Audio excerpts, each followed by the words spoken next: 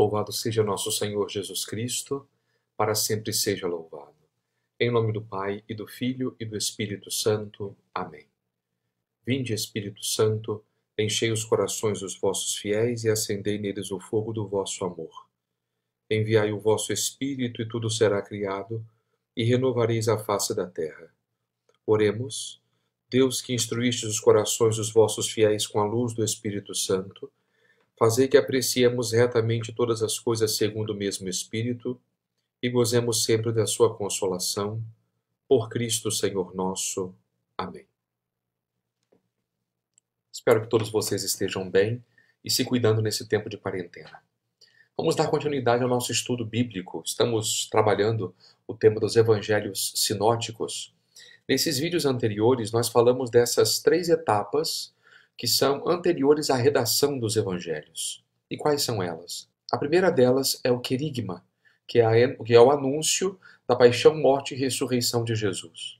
Depois, nós temos a didaqué, que é a catequese, que é o aprofundamento desta imagem de Jesus feita logo muito cedo pela comunidade cristã. E por fim, esta mensagem precisa ser adaptada aos diferentes públicos que os evangelistas, que os missionários tinham diante dos olhos, e é o que nós chamamos de didascalia. Então essas 3 fases são anteriores à redação dos evangelhos. E hoje nós vamos dar início ao nosso estudo dos evangelhos propriamente ditos. Vamos tratar, antes de tudo, daquilo que nós chamamos de evangelhos sinóticos. Antes de entrarmos no texto dos evangelhos sinóticos, nós precisamos considerar algumas questões prévias. A primeira delas é justamente o termo evangelho. Nós costumamos chamar de evangelho ou considerar evangelho este livro ou estes livros que estão presentes nas nossas Bíblias, os 4 livros, né? Mateus, Marcos, Lucas e João. Mas é interessante que a palavra evangelho, originalmente, não servia para designar estas obras apenas. Se nós vamos buscar na história, de modo particular, num contexto profano, contexto secular, nós perceberemos que a palavra evangelho tinha um determinado uso. Por exemplo, quando um rei ia visitar uma cidade, aquilo, para aqueles moradores, era considerado um evangelho. Quando um rei tinha, então, o seu descendente, aquilo era um evangelho. No dia da coroação de um rei, aquilo era um evangelho. Ou seja, evangelho era, de fato, segundo, inclusive, a etimologia da palavra, esta boa notícia. De modo particular, o termo evangelho também se aplicava àquela recompensa que o mensageiro recebe ao trazer uma boa notícia. Então percebam que, primitivamente, a palavra evangelho sequer tinha um sentido, digamos, religioso. Ela passou a adquirir esse sentido religioso quando o Antigo Testamento, originalmente escrito em hebraico, foi traduzido para a língua grega a partir do século III a.C. Ali, alguns textos, de modo particular, textos proféticos, passaram a empregar esta palavra evangelho, mas com um sentido bastante diferente do que até então se costumava empregar. Um desses textos é o capítulo 52 do profeta Isaías. Lá no versículo 7º, um texto bem conhecido por todos nós, o profeta diz o seguinte: como são belos sobre os montes os pés do mensageiro que anuncia a paz, do que proclama boas novas e anuncia a salvação, do que diz a Sião, o teu Deus reina. Então vejam, os pés do mensageiro que proclama boas novas. Aqui no Antigo Testamento, portanto, já temos uma ocorrência desta palavra evangelho, que é uma palavra grega, não é? E aqui tem este emprego no Antigo Testamento. Agora, chamo a atenção de vocês para isso. Até então, a palavra evangelho designava, como nós ouvimos, realidades civis, realidades que não se vinculavam de modo algum à uma dimensão religiosa. Mas aqui em Isaías, pela primeira vez, esse termo passa a designar aquilo que Deus faz pelo seu povo. Ou seja, o que é o Evangelho? O que é a Boa Nova? O que fundamenta esta Boa Nova? O próprio profeta nos diz: o teu Deus reina. Então, aqui nós temos um sentido religioso que esta palavra passa a assumir. Até então isso não existia. E é nesse sentido religioso que os evangelistas passarão a empregar este termo evangelho nos seus textos. Em geral, nós falamos de 4 evangelhos, mas evangelhos entendidos como obras literárias. No sentido mais estrito, existe um evangelho, ou seja, existe um anúncio da pessoa, da vida, da obra, da mensagem de Jesus Cristo. É justamente por isso que, por exemplo, na liturgia, nós, ao proclamarmos o evangelho, dizemos: anúncio do evangelho de Jesus Cristo segundo fulano, ou seja, o evangelho é o evangelho de Jesus. Segundo Mateus, o Evangelho segundo Lucas, ou seja, segundo a versão de Lucas. Mas o Evangelho é um só. É este anúncio fundamental que a igreja faz da vida, obra, missão de Jesus Cristo. Quando nós comparamos as narrativas evangélicas, nós sem grandes dificuldades conseguimos perceber que existem muitas semelhanças entre esses textos. E isso por uma razão muito fundamental, muito óbvia. Já que os evangelistas descrevem a vida, a missão, as obras relacionadas a um mesmo personagem, é normal que o tema dos evangelhos seja basicamente idêntico. E aí surge uma pergunta quase que espontânea na nossa cabeça. Bom, se esses evangelistas falam praticamente dos mesmos acontecimentos, dos mesmos milagres, dos mesmos ensinamentos, qual a necessidade que nós temos, então, de 4 textos? Não bastaria simplesmente nós escolhermos um de acordo com o nosso gosto, com a nossa afinidade e ficar simplesmente com ele? Esse tipo de pergunta, por mais que pareça lógica, não deixa de ser um grande absurdo. Por que isso? Porque cada evangelista, muito embora descreva os mesmos acontecimentos, porque se trata, afinal de contas, da mesma pessoa de Jesus de Nazaré, cada evangelista procura imprimir a sua marca pessoal no texto. De todos os textos evangélicos que nós temos, esta diversidade é muito mais acentuada no Evangelho de João. Ali nós percebemos um esquema um pouco diferente, certos discursos que nós não encontraremos nos outros evangelhos. Inclusive, dos milagres narrados por João no seu evangelho, só existe um em comum com os demais evangelistas, que é o milagre da multiplicação dos pães. Então, João conserva uma certa originalidade com relação aos demais evangelistas. Já os outros 3 evangelhos, eles podem de fato ser colocados quase que em paralelo, e nós veremos que existe um esquema básico seguido por todos esses evangelistas. Vejamos mais ou menos este esquema seguido por eles. Aqui ao lado vocês têm um mapa da Palestina. E basicamente, os 3 primeiros evangelhos seguem um esquema mais ou menos fixo. E que esquema é esse? O ministério de Jesus pode ser dividido em 3 momentos nos evangelhos sinóticos. Quais são esses momentos? A primeira parte do ministério de Jesus é toda ela dominada pela sua atividade aqui ao redor do lago de Genezaré, que também é chamado de Mar da Galileia. Não é? Aqui temos diversas cidades nas quais Jesus realizará boa parte dos seus milagres, das suas pregações, né? Essa primeira parte, curas, a primeira parte do seu ministério público acontecerá justamente aqui, de modo particular, no lado ocidental deste lago. Depois, na segunda parte do Evangelho, nós teremos uma longa viagem de Jesus a caminho de Jerusalém. aquilo que nós vamos encontrar no Evangelho de Marcos, no capítulo 10º, e Lucas, por sua vez, vai gastar 10 capítulos para descrever essa viagem. Mas vejam que, seja como for, a estrutura é basicamente a mesma.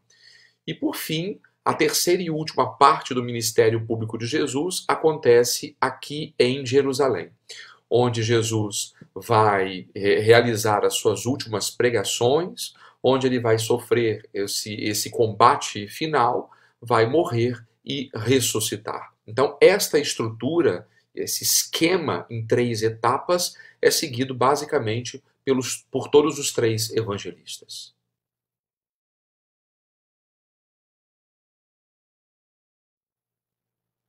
Eu chamei os 3 primeiros evangelhos de evangelhos sinóticos. De onde vem esta palavra? O que isso quer dizer? A palavra sinótico vem do grego e significa olhar de conjunto. Ou seja, se nós colocássemos esses 3 evangelhos em paralelo, basicamente, de um relance, nós conseguiríamos ver a mesma estrutura. Então, apesar de eles manterem esta estrutura comum, eles não são idênticos. É lógico que eles mantêm uma série de semelhanças. Por exemplo, já falei de uma delas, essa semelhança nesta estrutura dos acontecimentos. Jesus que desenvolve o seu ministério, a sua vida, em 3 etapas. Esses 3 evangelhos vão seguir basicamente esse mesmo esquema.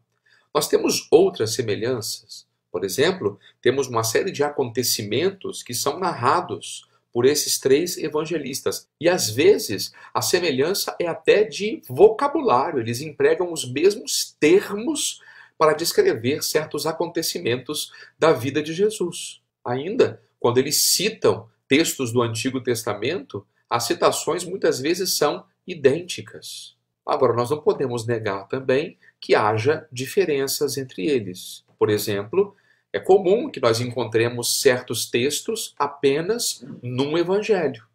Por exemplo, nós só encontramos a parábola do filho pródigo no evangelho de Lucas.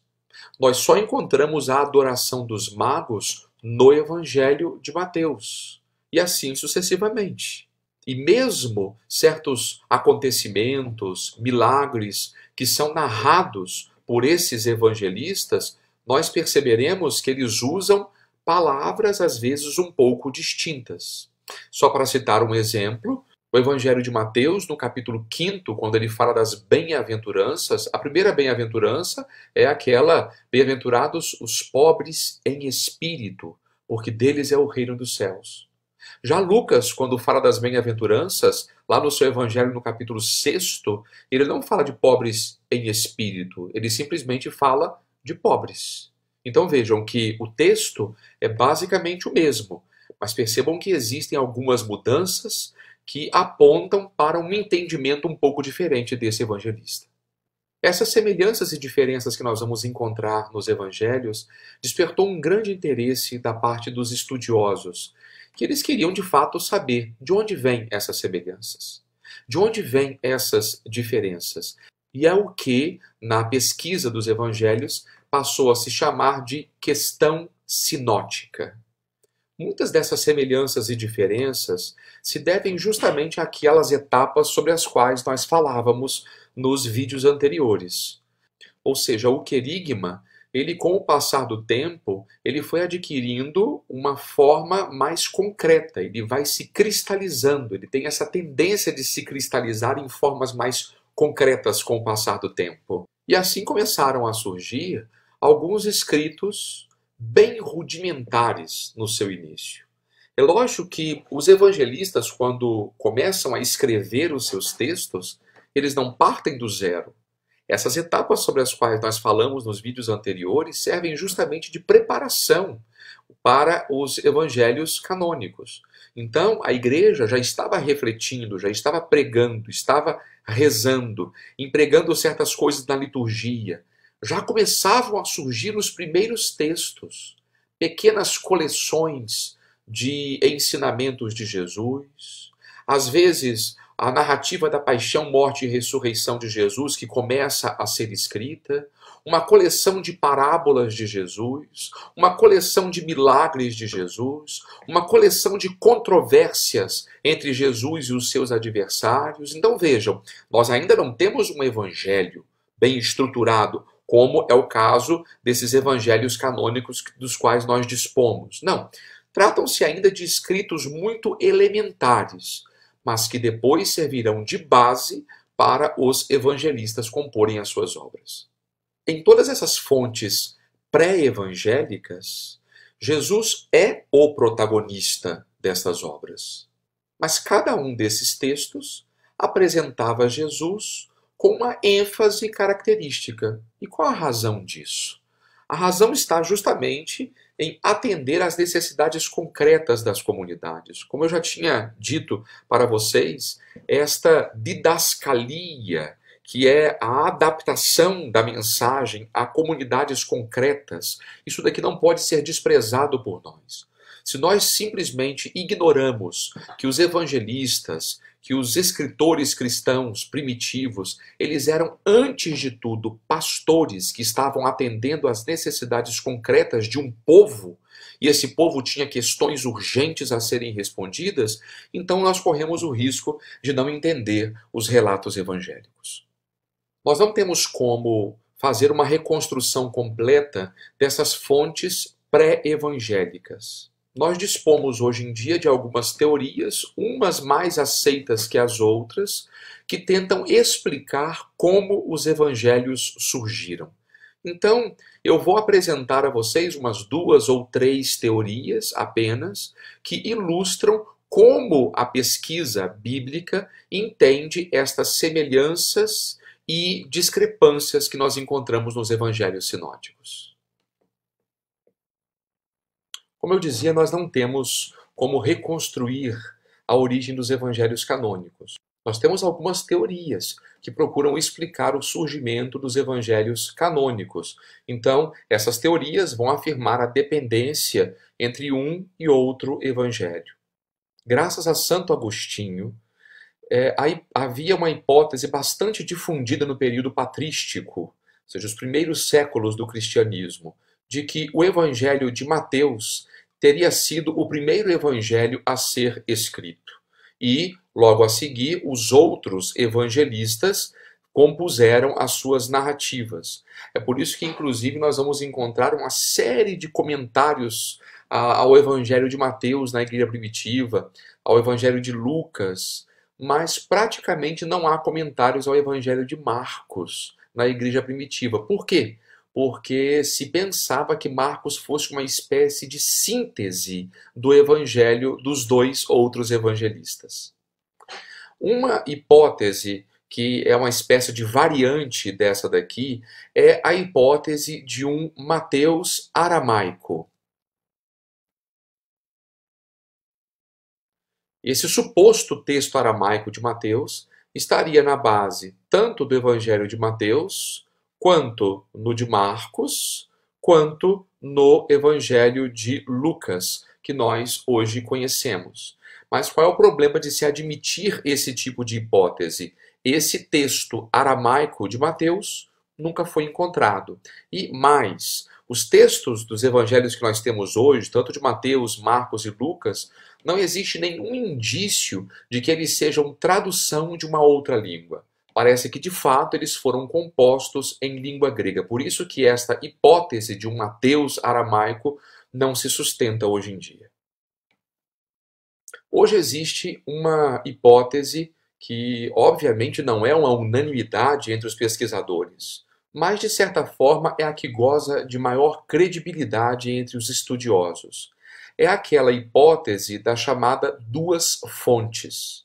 Segundo esta hipótese, na origem dos evangelhos canônicos, haveria 2 fontes principais. E quando eu falo de fontes, eu penso em texto escrito, em obras literárias. Então, quais seriam essas fontes? A primeira fonte seria o Evangelho de Marcos. Portanto, diferentemente daquilo que pensava Santo Agostinho, de que Mateus teria sido o primeiro evangelho a ser escrito, hoje, em geral, os estudiosos concordam que tenha sido o Evangelho de Marcos a servir de base para os outros evangelhos. É ele quem vai dar esta estrutura que depois será seguida pelos demais evangelistas.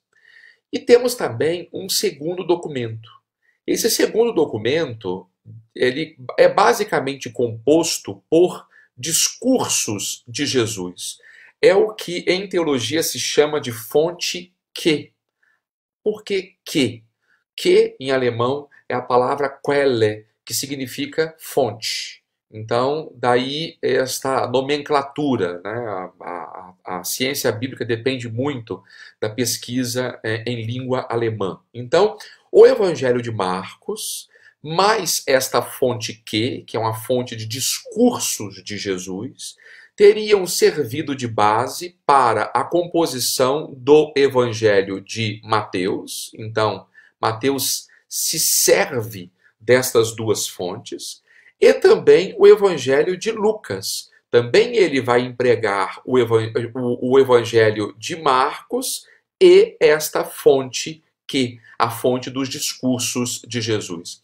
Esse esquema que nós estamos vendo aqui obviamente, não é um dogma de fé.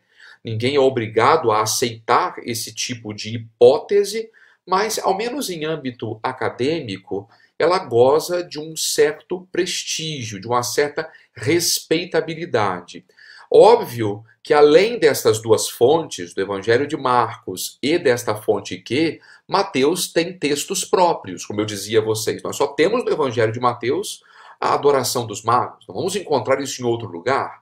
Né? No capítulo 18 temos uma série de ensinamentos que só estão ali presentes. A parábola das virgens prudentes e imprudentes só está no Evangelho de Mateus. Então temos diversos textos que são exclusivos de Mateus. Também nós vamos encontrar diversos textos que são exclusivos de Lucas. Eu citava para vocês há pouco a parábola do filho pródigo. Além disso, a cura, a ressurreição do filho da viúva de Naim, a parábola do bom samaritano. Tudo isso é típico do Evangelho de Lucas. Então, basicamente, assim, nesse esquema, nós conseguimos entender de onde vêm as semelhanças e diferenças entre os evangelhos. Então, vejam, as semelhanças vêm de onde?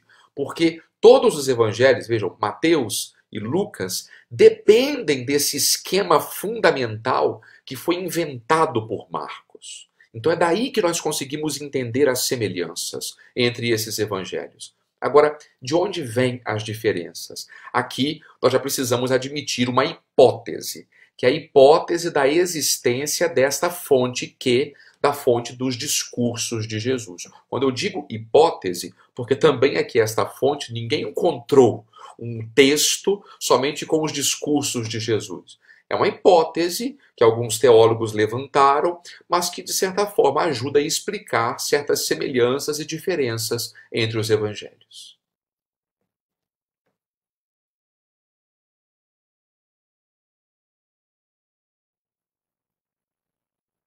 No século passado, vários estudiosos se debruçaram justamente para tentar estudar um pouco a respeito dessas etapas que precederam a formação dos evangelhos canônicos.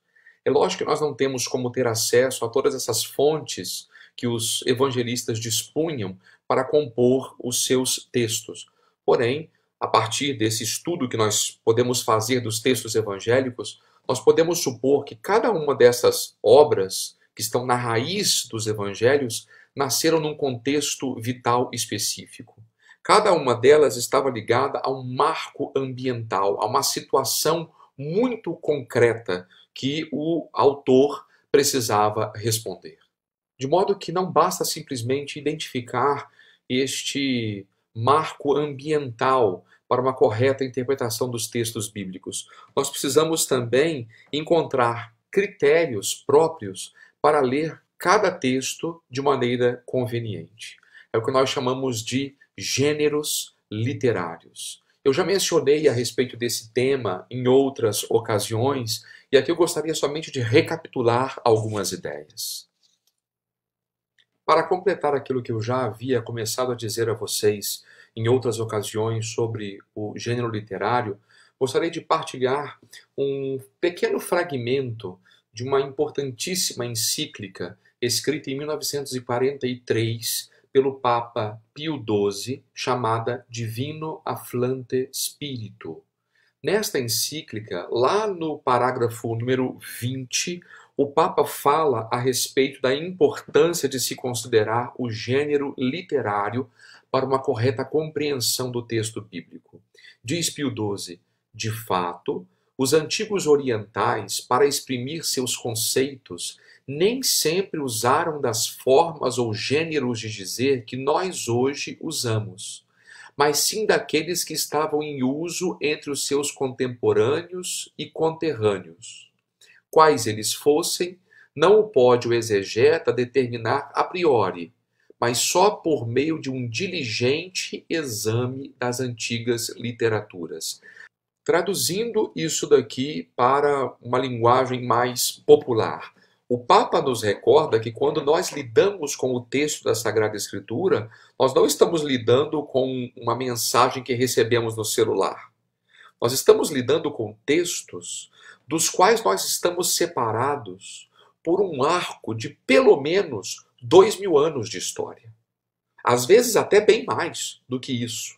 Então são textos que pertencem a uma outra cultura, a um outro tempo, a uma outra situação completamente distinta, a uma outra língua. Por isso eu preciso mergulhar naquela cultura, saber como aquelas pessoas exprimiam suas ideias. Vejam, se nós, por exemplo, hoje vemos o modo como os jovens se expressam, eu às vezes, muito embora não seja nem tão velho assim, eu já me sinto um pouco perdido, desorientado em meio a certas gírias, a certo modo de se expressar da garotada. A gente se sente um pouco desorientado mesmo. Por que isso? Porque a língua é algo vivo. Então pensem justamente nisso aplicado à Sagrada Escritura. Ou seja, são mais de 2000 anos de história de um texto, de uma outra cultura. Então, só se nós entrarmos na cabeça daquelas pessoas, tentarmos fazer todo esse esforço, é que nós conseguiremos entender aquilo que de fato eles queriam dizer. Então, hoje, nós temos, por exemplo, certos gêneros literários que são bastante conhecidos por nós. Eu, por exemplo, não vou ler uma matéria de jornal como se fosse uma poesia.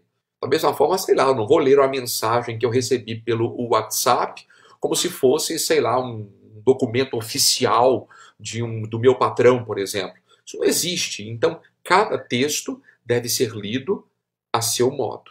Então, é isso que esses autores do século passado procuraram fazer. Procuraram descobrir esses gêneros literários distintos, procuraram identificar o contexto em que esses gêneros literários surgiram, ou seja, esses textos estão vinculados a uma situação muito específica, e só assim pode-se entender o conteúdo da mensagem.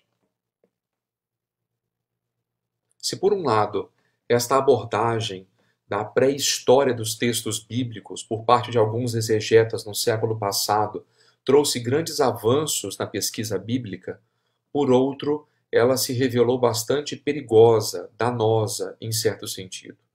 Porque nós vamos encontrar alguns estudiosos, alguns exegetas, que passaram a afirmar que esses textos bíblicos, essas unidades literárias, elas não passam de invenções da própria comunidade.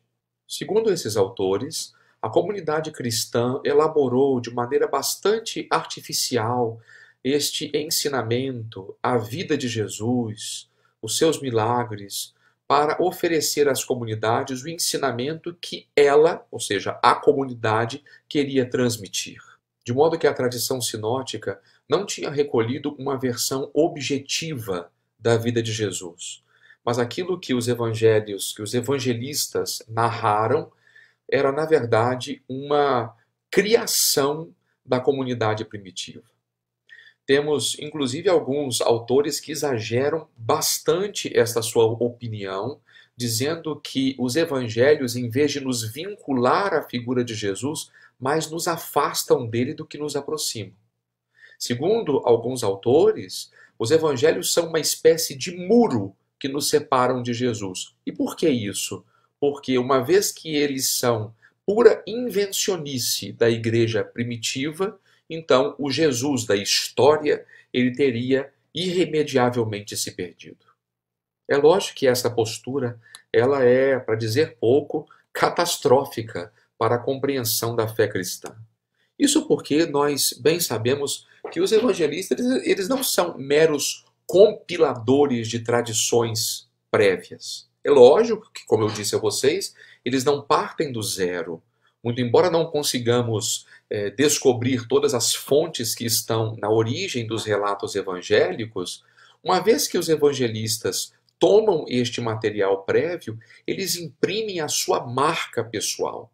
Então, nesse sentido, eles aumentam, eles sintetizam, eles recortam aqui, eles imprimem as suas características pessoais. Então, nós podemos dizer, sem dúvida alguma, que eles são autores no sentido pleno da palavra.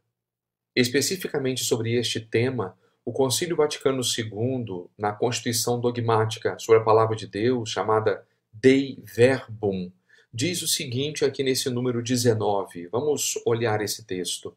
A Santa Mãe Igreja defendeu e defende firme e constantemente que esses 4 evangelhos, cuja historicidade afirma sem hesitação, transmitem fielmente as coisas que Jesus, Filho de Deus, durante a sua vida terrena, realmente operou e ensinou para a salvação eterna dos homens até o dia em que subiu aos céus. Então vejam, antes de tudo a igreja afirma a historicidade dos evangelhos. Os evangelistas, ao narrarem para nós, é lógico que eles não são historiadores. Eles partem da história, mas o objetivo deles é fazer teologia. Porém, eles estão inventando um personagem. Eles estão falando de um personagem que de fato existiu, que foi Jesus Cristo. Então, este acontecimento da vida de Jesus é a base para os evangelhos. Daí a igreja afirmar com esta certeza aquilo que os evangelhos afirmam. O texto conciliar ainda continua dizendo que, na verdade, após a ascensão do Senhor, os apóstolos transmitiram aos seus ouvintes, com aquela compreensão mais plena de que eles, instruídos pelos acontecimentos gloriosos de Cristo e iluminados pelo Espírito de verdade, gozavam as coisas que ele tinha dito e feito. 2 informações fundamentais aqui. Ao narrarem a vida de Jesus, vejam que os apóstolos, os evangelistas, eles estão movidos por 2 pressupostos. Primeiro deles, pelos acontecimentos gloriosos de Cristo. Ou seja, eles não podem desprezar que aquela vida que eles estão narrando é, na verdade, a vida do ressuscitado. Ou seja, eles já tiveram a experiência da ressurreição de Jesus.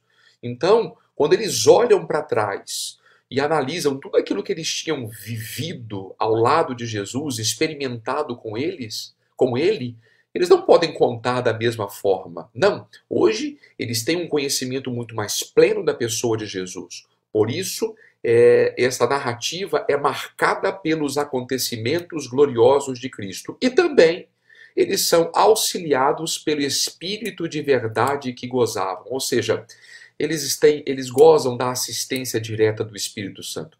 Esse Espírito que foi prometido por Cristo à sua igreja, para que os discípulos fossem capazes de testemunhá-lo a toda criatura.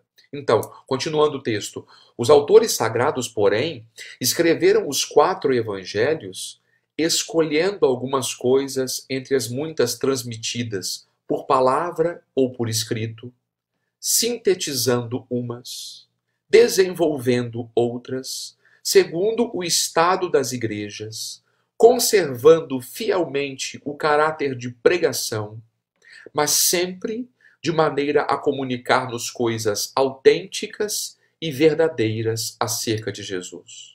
Vejam que a profundidade desse texto conciliar, ou seja, os evangelistas não são meros compiladores. Eles são mais do que isso, eles são autores no sentido pleno do termo. E isso daqui o texto nos deixa claro isso, que eles sintetizam, desenvolvem segundo o estado das igrejas, ou seja, eles tinham um público diante dos olhos. Eles tinham necessidades concretas diante dos olhos, mas sempre com essa preocupação de nos comunicar coisas autênticas e verdadeiras sobre Jesus. Eles não querem enganar. Eles não querem enganar, eles querem ser fiéis. Porém, Eles não são historiadores como nós entendemos hoje. Eles querem nos apresentar um relato teológico da vida de Jesus. E por fim, esse número 19 diz: com efeito, quer relatassem aquilo de que se lembravam e recordavam, quer se baseassem no testemunho daqueles que desde o princípio foram testemunhas oculares e ministros da palavra, fizeram-no sempre, é bom frisar isso daqui, com a intenção de que conheçamos a verdade das coisas a respeito das quais fomos instruídos. Ou seja, não há aqui o interesse de invencionice, não. Eles são fiéis à mensagem que receberam e justamente é esta mensagem que eles desejam comunicar.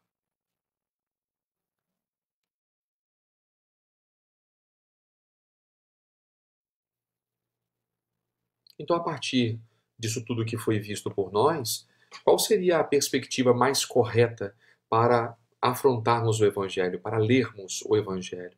É evidente que é a perspectiva teológica.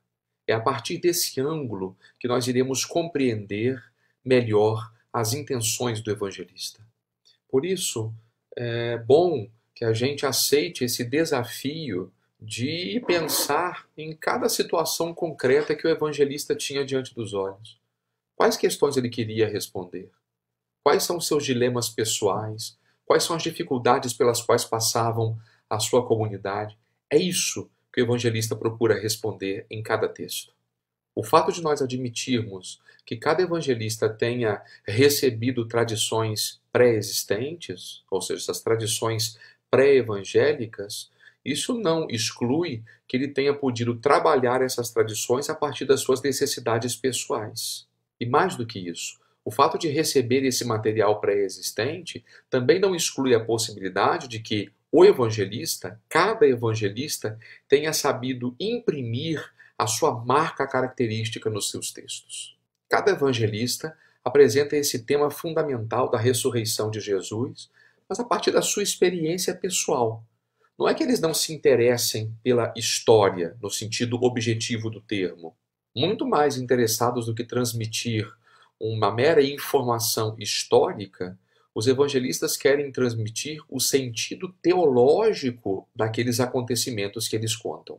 A tradição evangélica não quer simplesmente ser a transmissora de fatos, mas ela quer, sobretudo, alimentar a fé que supõe alguns acontecimentos. É lógico, quando nós também olhamos os evangelhos a partir dessa perspectiva teológica, nós corremos um risco, que é o risco de nós acharmos que os evangelistas, mais do que nos apresentarem uma versão autêntica de Jesus, eles estão simplesmente fantasiando, apresentando versões próprias a respeito do Senhor. Porém, nesse sentido, nós também precisamos ter essa consciência de que, segundo a fé cristã, esses evangelistas, eles são testemunhas qualificadas. E quando eu falo qualificadas, em que sentido? Eles são testemunhas especialmente capacitadas por Deus para transmitirem esses acontecimentos. É esse carisma da inspiração bíblica, do qual eles gozam, para poderem transmitir aquilo e somente aquilo que Deus quer. E um conselho final aqui nessa nossa abordagem. Para nós entendermos a teologia de cada evangelista, nós precisamos nos familiarizar com o texto de cada evangelista. É muito normal, às vezes, nós fazermos certas pontes que são inapropriadas na leitura dos textos bíblicos. Por exemplo, eu não posso interpretar Marcos segundo a perspectiva de João. Eu não posso interpretar Mateus segundo a perspectiva de Lucas. Não. Cada evangelho deve ser lido a partir da sua própria ótica.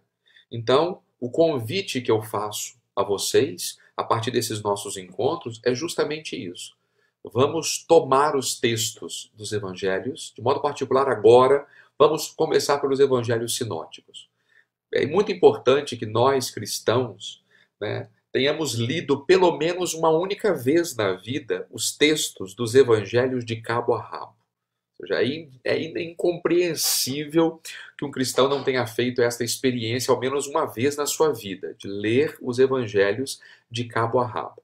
Quando nós fazemos isso, nós vamos entendendo um pouco da lógica de cada evangelista e nos familiarizando com esses textos. Então, o nosso curso bíblico, ele não tem essa finalidade de substituir a leitura pessoal do texto. Não. Isso aqui que nós fazemos é um convite para que você tome o texto bíblico e faça este seu estudo pessoal. Então vamos aproveitar esses dias de quarentena, esses dias que nós estamos trancados dentro de casa, para podermos conhecer um pouco mais cada evangelho. Vamos começar então, é dever de casa, começar a ler de cabo a rabo o texto de cada evangelista. E desde já eu quero fazer uma advertência final a vocês também. Esse nosso curso bíblico não tem a pretensão de ler e comentar todos os evangelhos. Isso daqui seria um esforço que nós, sinceramente, não conseguiríamos levar adiante. Isso tomaria quase que a nossa vida inteira, não é? Então, o que nós faremos a partir da próxima semana é tomar certos temas. Nós vamos trabalhar temas.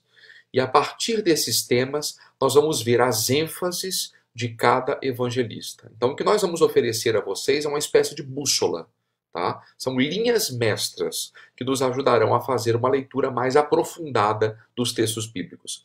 Isso que nós fizemos aqui até o dia de hoje, desse estudo prévio, isso não é perda de tempo.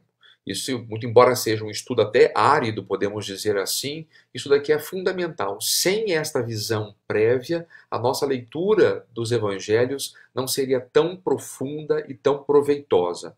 Então, a partir da próxima semana, nós começaremos a tratar dos temas, dessas linhas mestras que orientam o texto dos evangelhos.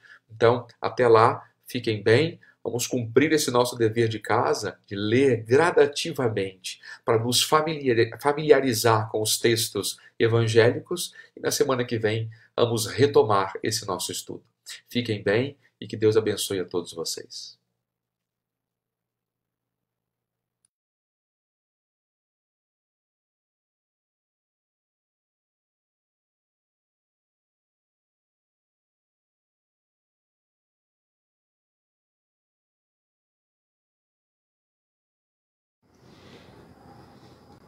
Novena de Nossa Senhora de Fátima. Iniciemos em nome do Pai, do Filho e do Espírito Santo. Amém. Oração inicial. Ó Santíssima Virgem Maria, Rainha do Rosário e Mãe de Misericórdia, que vos dignaste manifestar em Fátima a ternura de vosso imaculado coração, trazendo-nos mensagens de salvação e de paz. Confiados em vossa misericórdia maternal e agradecidos às bondades de vosso amantíssimo coração, viemos a vossos pés para render-vos o tributo de nossa veneração e amor. Concedei-nos as graças que necessitamos para cumprir fielmente vossa mensagem de amor. E é que vos pedimos nesta novena. Se tendes ser para a maior glória de Deus, honra vossa e proveito de nossas almas, assim seja. Terceiro dia. Amor à oração. Ó Santíssima Virgem Maria, vaso insigne de devoção, e que aparecestes em Fátima, tendo pendente em vossas mãos o Santo Rosário, e que insistentemente repetias: orai, orai muito, para conseguir findar, por meio da oração, os males que nos ameaçam. Concedei-nos o dom e o espírito de oração, a graça de sermos fiéis no cumprimento do grande preceito de orar, fazendo todos os dias, para assim poder observar bem os santos mandamentos, vencer as tentações e chegar ao conhecimento e amor de Jesus Cristo nesta vida e a união feliz com Ele na outra. Pai nosso que estais nos céus, santificado seja o vosso nome. Venha a nós o vosso reino. Seja feita a vossa vontade, assim na terra como no céu. O pão nosso de cada dia nos dai hoje. Perdoai-nos as nossas ofensas, assim como nós perdoamos a quem nos tem ofendido, e não nos deixeis cair em tentação, mas livrai-nos do mal. Amém. Ave Maria, cheia de graça, o Senhor é convosco. Bendita sois vós entre as mulheres, e bendito é o fruto do vosso ventre, Jesus. Santa Maria, Mãe de Deus, rogai por nós, pecadores, agora e na hora de nossa morte. Amém. Glória ao Pai, ao Filho e ao Espírito Santo, como era no princípio, agora e sempre. Amém. Oração final. Ó Deus, cujo unigênito com sua vida, morte e ressurreição nos mereceu o prêmio da salvação eterna, vos suplicamos, nos conceda que, meditando os mistérios do Santíssimo Rosário da bem-aventurada Virgem Maria, imitemos os exemplos que nos ensinam e alcancemos o prêmio que prometem. Pelo mesmo Jesus Cristo, nosso Senhor. Amém.